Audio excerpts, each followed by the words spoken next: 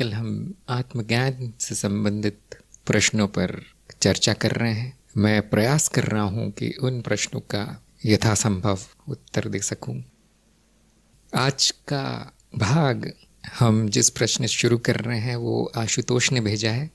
इनका प्रश्न है कि ज्ञान स्थायी क्यों नहीं होता, चित्त स्वयं स्थिर क्यों नहीं हो जाता। और आशुतोष को धन्यवाद, क्योंकि मैं भूल चुका था कि ये प्रश्न भी बहुत लोग पूछते हैं कि आपने जो बता दिया पूरी तरह समझ में आ गया, अब कोई समस्या नहीं है ज्ञान में, लेकिन मैं उसको जीवन में नहीं उतार पाता, भूल जाता हूँ या दूसरे कामों में उलझ जाता हूँ, संसार में वापस चला जाता हूँ। और आपने तो कहा था कि ज्ञान बड़ा चमत्कारी होता है, ज्ञानी में बहुत बदलाव लाता है, उसका जीवन आनंदमय कर देता है। मुझे ऐसा कुछ लगा नहीं। ये बात सच है, ये समस्या बहुत लोगों के साथ आती है। और यहाँ पर एक बात ध्यान रखना ज़रूरी है कि ज्ञान होने और ज्ञान में स्थिर होने में थोड़ा सा फ़र्क है। थोड़ा सा नहीं, बहुत फ़र्क है, क्योंकि ज्ञान होने में तो क्षण भर लगता है और उस ज्ञान को जीवन में उतारने में जीवन भी लग सकता है, संपूर्ण जीवन। तो ऐसा वादा तो किया जाता है कि होगा, ये सब स्थायी वगैरह होगा, आप तुर्यावस्था या जो भी आपकी पसंदीदा अवस्था है उसमें आ जाएंगे, स्थिर हो जाएंगे। लेकिन हम कभी ये बताते नहीं कब होगा। क्यों? मैं स्वयं नहीं जानता, कभी कभी वो साधक भी नहीं जानता कब होगा।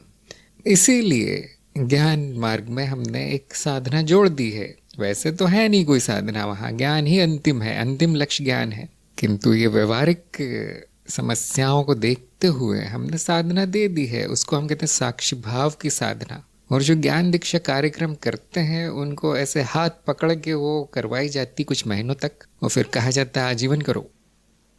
तो जिनको भी ये प्रश्न आते हैं उन्होंने शायद त्रिज्ञान इस तरह से कुछ कर लिया है, या उनको झलक मिल गई है आत्मज्ञान की या तीनों तरह के ज्ञान की, परंतु उन्होंने उस जीवन शैली को नहीं अपनाया। सुन लिया, जान लिया, संतुष्ट हो गए, परंतु उसमें इस मनोशरीर को समर्पित नहीं कर दिया। तो कैसे कर दूं समर्पित, क्या करूं, उसी के बारे में मैं 2-3 वाक्य कहूँगा।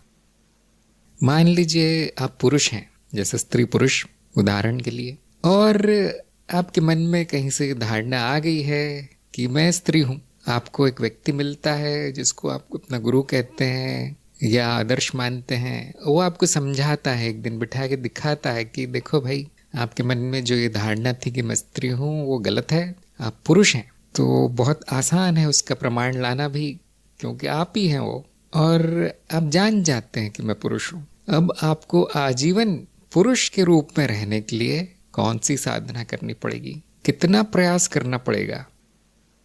क्या आप अगले दिन भूल जाएंगे कि मैं पुरुष हूँ? हो सकता है कि वो विकार इतना तेज हो कि 1-2 दिन लग जाए आपको वापस पुरुष अपने आप को स्वीकार करने में, लेकिन किसी भी बुद्धिमान आदमी को 1 दिन से ज़्यादा नहीं लगेगा कि हाँ सच बात है, मैंने देख लिया स्वयं को, मैं पुरुष हूँ, अब बस पुरुष ही हूँ, मुझ में कोई शंका नहीं बची कि मैं स्त्री हूँ। वो धारणा गलत थी। कोई बड़ी समस्या नहीं आएगी यहाँ पर। यदि सब कुछ अच्छा है, मन अच्छा है, शरीर अच्छा है, कोई विकार नहीं, इसी तरह से आप स्त्री हैं तो आपको स्त्री बने रहने में सारा जीवन कोई समस्या नहीं आएगी। आपको कोई कह भी दे कि तुम पुरुष हो तो आप हंस के वहाँ से निकल जाएंगे, प्रमाण तो आपके सामने है मैं कौन हूँ। इसी प्रकार जिस दिन आपको ज्ञान हो जाता है कि मैं साक्षी हूँ, प्रमाण आपके सामने है, अब आपको कितने साल साधना करनी पड़ेगी उस ज्ञान में स्थिर होने में? क्या ये स्वाभाविक नहीं है?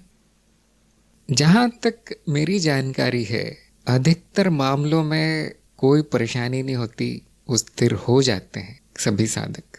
ऐसे कुछ ही मामले हैं जहाँ पर कि वो कितना भी प्रयास करें वो या तो स्वीकार नहीं कर पाते कि मैं साक्षी हूँ, या वो भुला देते हैं बार बार। यदि उस साधक ने गुरु से ज्ञान लिया है, उसने जीवन शैली बना लिया है ज्ञान को, ज्ञान मार्ग को, अब उसी कोई और इच्छा है नहीं कुछ और करने की, पुरुष को कुछ और बनने की इच्छा नहीं बची, पुरुष में ही संतुष्ट है, तो उसको कोई साधना नहीं करनी पड़ती। कोई प्रयास नहीं करना पड़ता। कुछ लोग हैं जो कि आगे नहीं बढ़ पाते, उसको जीवन में नहीं उतार पाते ज्ञान को। तो मैंने कुछ कारण बताए हैं। पहला, अज्ञान। शायद सुन लिया कहीं से कि मैं साक्षी हूँ, किसी वीडियो में, कहीं किताब पढ़ ली, कोई शास्त्र पढ़ लिया, किसी बड़े आदमी ने बोल दिया कि तुम सब लोग साक्षी हो, किंतु सुन लेने मात्र से ज्ञान नहीं होता, उसका प्रमाण लाना पड़ता है। और क्योंकि आप ही साक्षी हैं, कोई और नहीं ला सकता प्रमाण। उस दिन मैं कह रहा था कि प्रमाण देने की नहीं, लेने की चीज है। तो यदि उसको आता नहीं लेना तो उसमें अज्ञान रह जाएगा, वो सुनी सुनाई बात रह जाएगी, या उसमें शंका रह जाएगी कि मैंने सुना तो है ये लेकिन कैसे हूं मैं, ये ऐसे कैसे हो सकता है, मनुष्य शरीर नहीं हूं। और जब वो देखता है कि बाकी लोग बड़े स्थायी रूप से उस ज्ञान में रहते हैं, उनमें कोई शंका नहीं है, उनका जीवन हंसी खुशी आनंदमय है और साधारण सा है, कोई बहुत अजीब सा जीवन नहीं है, तो उनमें ये प्रश्न आता है कि क्यों नहीं होता फिर मुझे, बाकी सबको तो हो गया। शायद व्यवस्थित चले नहीं, शायद प्रमाणित हुआ नहीं। ये कुछ लोगों में सारे प्रमाण देने के बाद भी, व्यवस्थित चलने के बाद भी, गुरु होने के बाद भी अविश्वास रह जाता है। और अविश्वास के कई कारण हो सकते हैं कि प्रमाण में संतुष्टि नहीं मिली, पुरानी धारणाएं, पूर्वाग्रह, मान्यताएं, अंधविश्वास इतना ज़्यादा है कि जो नया दिया गया है ज्ञान, उसको स्वीकार नहीं कर पाता वो साधक। लेकिन फलों की लालसा बची है कि चलो ये करके देखता हूँ, कुछ अच्छा हो जाएगा जीवन में, ये बचा है। परंतु ज्ञान में कोई विश्वास नहीं है, उसको विश्वास नहीं हो पाया, प्रमाणित नहीं हो पाया, उसके लिए सच नहीं हो पाया वो, इसलिए वो स्थायी नहीं रहेगा।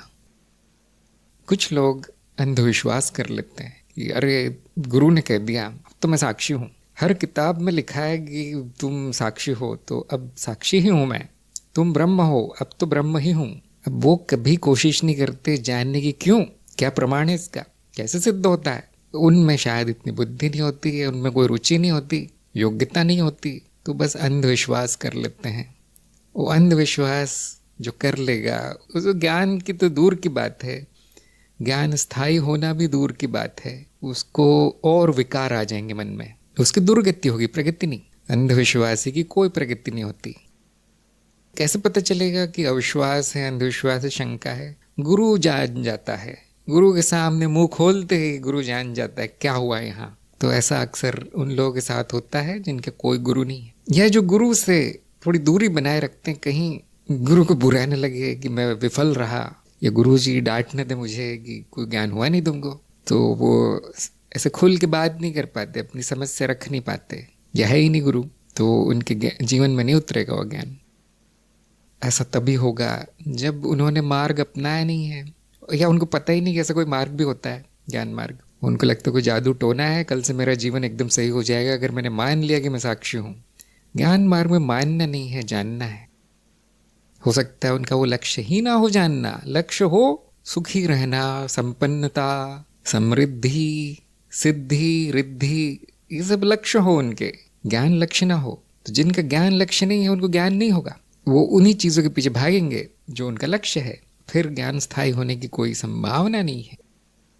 आप लोग जानते होंगे जो ज्ञान दीक्षा कर रहे हैं, ऐसे लोगों को शुरू में ही छान दिया जाता है, छलनी है शुरू में, जहाँ पे अगर वो सही उत्तर ना दे तो उनको कार्यक्रम से बाहर कर दिया जाता है। वो छलनी इसीलिए है, देखने के लिए ज्ञान लक्ष्य है या नहीं उस साधक का, और उसी साधक का समय बचाने के लिए है कि यदि उसका ज्ञान लक्ष्य नहीं है, सत्य जानना लक्ष्य नहीं है, तो उसका समय ही बर्बाद होगा, उसको फल नहीं मिलेंगे।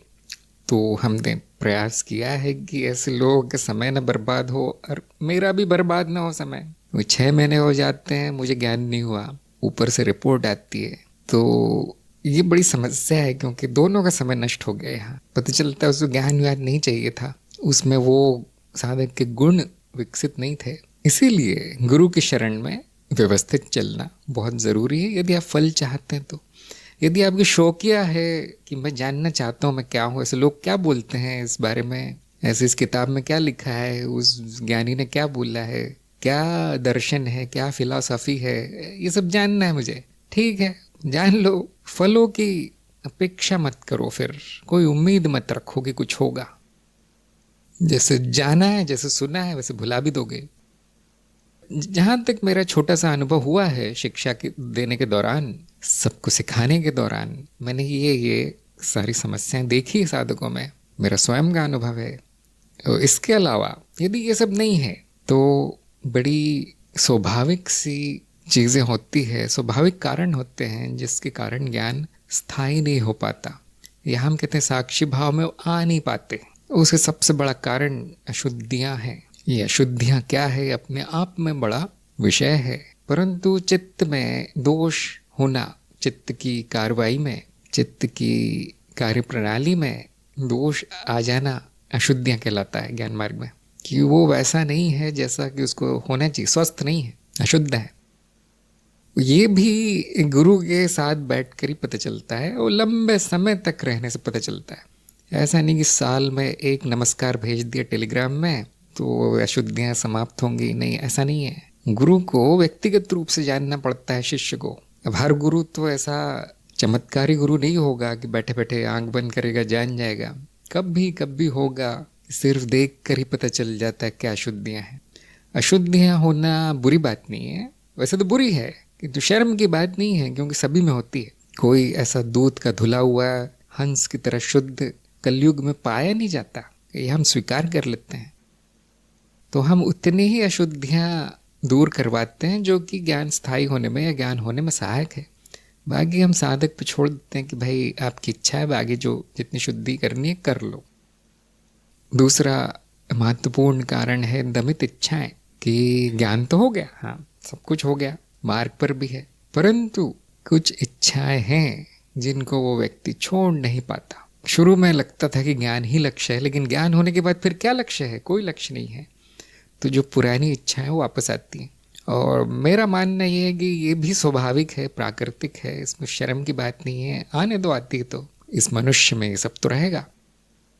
जब भी वो ज्ञान में स्थिर होने का प्रयास करता है, वो इच्छाएं आकर सब धो देती है उसका प्रयास, ज्ञान नहीं रहने देती। मन में कुछ और ही चल रहा है। क्या चल रहा है? ध्यान से देखेंगे तो वो इच्छाओं से संबंधित विचार चल रहे हैं, ज्ञान से संबंधित नहीं। इच्छा इतनी तेज है कि मैं साक्षी हूँ, ये सोचना, मानना, करना असंभव है। फिर उसके लिए वो उनका मन ही बोलेगा। जैसे इन्होंने पूछा ना कि चित्त स्वयं क्यों नहीं स्थिर हो जाता। चित्त स्वयं बोलता है कि ये ज्ञान बेकार है, ये इच्छा जरूरी है, इसको पूरी करना है। जब तक ये नहीं होगी आनंद में नहीं आओगे। ये ज्ञान तो ऐसे ही शाब्दिक है, मनोरंजन की चीज है। ये ज्ञान तो बस घमंड बढ़ा देता है तुम्हारा कि तुम ज्ञानी हो।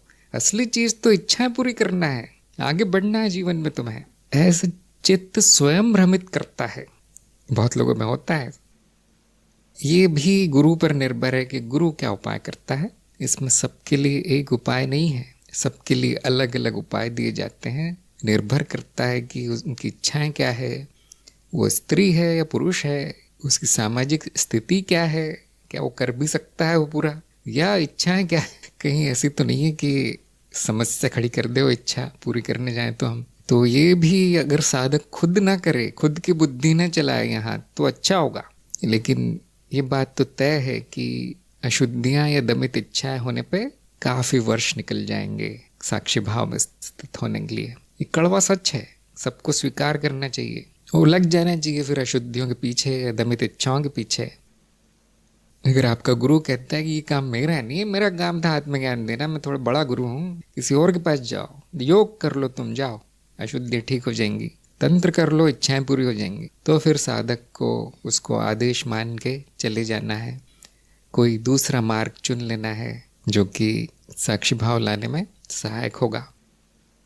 वो अंतिम कारण मैं बताना चाहता हूँ, विकार जो कि मेरी पहुँच के बाहर है ठीक करना। इसमें शारीरिक, मानसिक, आध्यात्मिक, पराभौतिक, पता नहीं कैसे कैसे विकार मैंने देखे हैं जीवन में, होते हैं। उनको ठीक नहीं किया जा सकता। क्यों होते हैं बताया नहीं जा सकता। कुछ पूर्व जन्म के कारण हैं, फल हैं, विकारी बुद्धि है, अब भोग कर ही समाप्त होंगे। कभी कभी ऐसे बड़े बड़े विकार मैं देखता हूँ तो मैं हथियार डाल देता हूँ, और हमारा जो अंतिम अस्त्र है विकार सामने आने पर प्रार्थना है। हाथ जोड़ के हम प्रार्थना करते हैं कि इस व्यक्ति का विकार ठीक हो। अब उसमें कितना समय लगेगा कोई नहीं जानता। तो क्यों नहीं होता स्थायी, क्यों नहीं स्वयं हो जाता स्थिर चित्त। सबकी अपनी अपनी कहानी है। एक नियम होता तो कितना अच्छा होता है कि बेटा ये कर लो, हो गया। लेकिन ऐसा नहीं है। जितने चित्त उतने उपाय। सब व्यक्ति अलग अलग हैं, उनकी अशुद्धियाँ, उनके विकार, उनकी इच्छाएं सबकी अलग अलग हैं, सबके अलग अलग कारण हैं। इसलिए गुरु की शरण में जाइए।